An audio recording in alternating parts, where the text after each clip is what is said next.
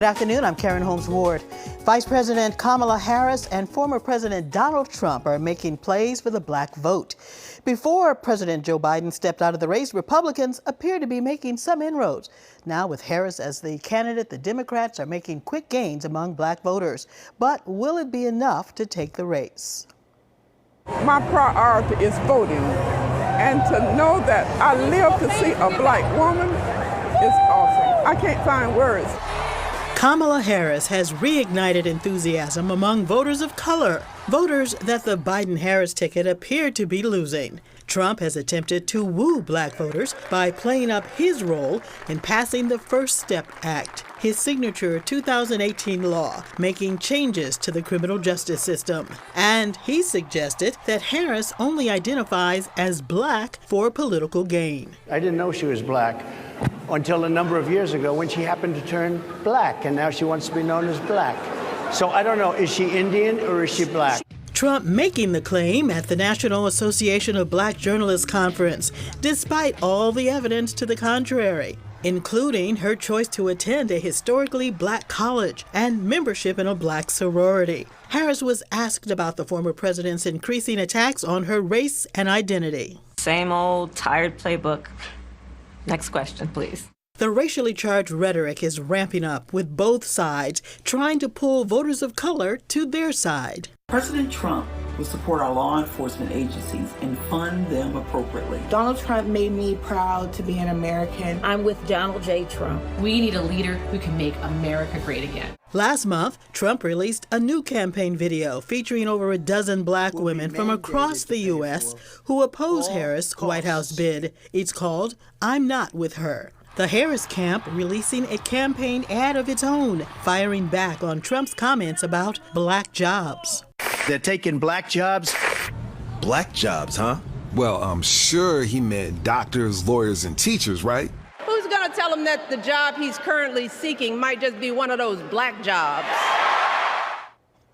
Well, joining me now is Dr. Christine Slaughter, Assistant Professor of Political Science at Boston University, and Kiana Cox, a senior researcher on the Race and Ethnicity team at the Pew Research Center. Kiana, I want to start with you. So you lead the center's National Survey of Black Americans. Your most recent data is from before the Democratic National Convention. How much support do the candidates Kamala Harris and Donald Trump have? Sure. So we conducted this survey about a week before the Democratic National Convention. And as of that time, we had about 77% of black voters who said that they supported Kamala Harris, compared to 13% of black voters who said that they would support or lean towards Donald Trump if they were voting on the day that they took the survey. And Harris has made some significant gains among black women. In terms of support, there's actually no gender differences between black men and women in terms of how much they support Harris, but there have been significant gains in terms of how positively black women view Harris. So prior to the Democratic Convention and prior to the switch to Biden, black women were a little bit less likely to say that they had a positive view of Kamala Harris. It was about 2/3. Back in the spring and also about a year ago. But once the shift of Kamala Harris to the top of the Democratic ticket, that positive view of Harris increased. So we looked at two things. We looked at how many people say they would vote for her, but also how favorable or warm that they feel towards her. And it's those favorability ratings that had the sharp increase. Any changes in those ratings among black men and their view of Kamala Harris? Not any changes. They've been pretty steady over the last year. It's black women who have had the sharpest increase. All right, Christine, Republicans are targeting black men. Are you surprised by their success in courting this voting bloc? I think the extent to which we call it a success, probably want to put some caution there.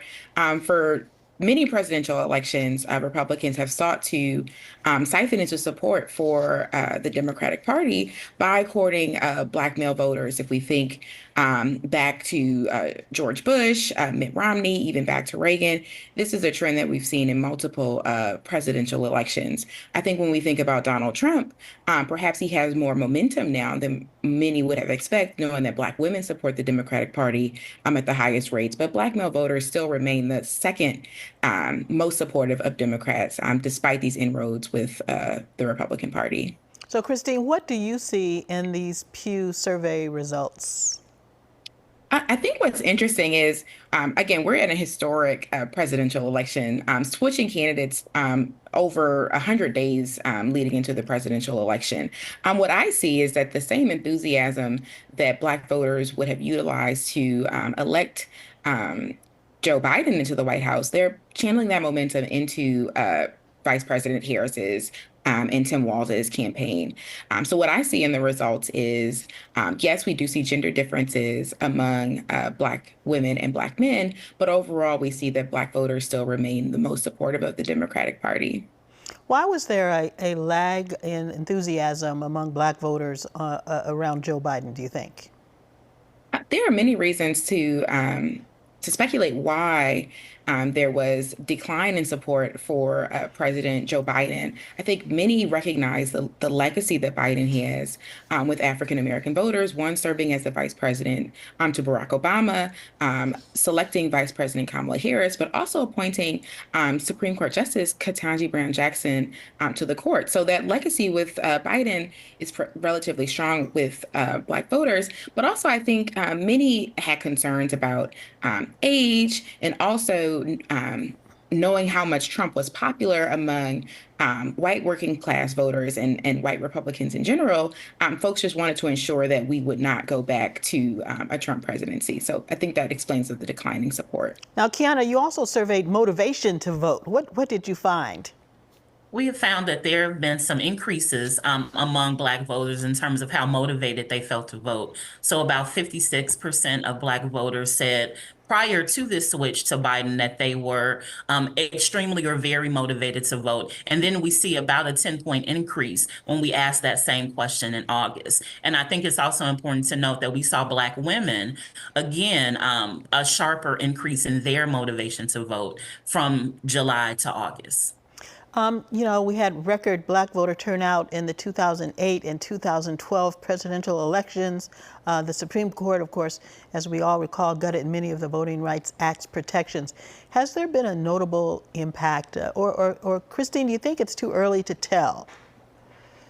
Absolutely not. I think even if we think about 2020, where we had an expansion in mail-in voting across the states due to the pandemic, a lot of those reforms are being pulled back now moving into 2024. So if we think about the protections that we had under the Voting Rights Act of 1965 that were gutted through the Shelby decision, there aren't many protections against voters living in those formerly covered jurisdictions in order to cast a ballot without waiting in line to vote or being able to choose the most convenient method to participation. So certainly attempts at voter suppression are factoring into this election, even with upcoming registration deadlines across many states.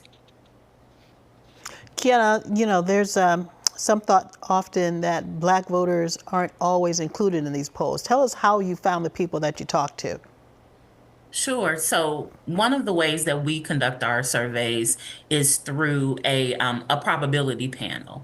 At Pew, this is known as the American Trends Panel. So we have about 15,000 Americans who take our surveys 2 to 3 times a month. And we recruit for that panel across the entire country every summer. And we do that recruiting by mail, not by the internet and not by phone. We use a representative sample of U.S. mail addresses to recruit participants to that poll, to the survey, to the panel, I'm sorry. A couple of years ago, we did a focused recruitment for Black participants in particular. So that's how we get our participants in our poll. We use the mail to build that representative sample. All right, Kiana and Christine, I want to thank you both for joining us and sharing this information. Up next.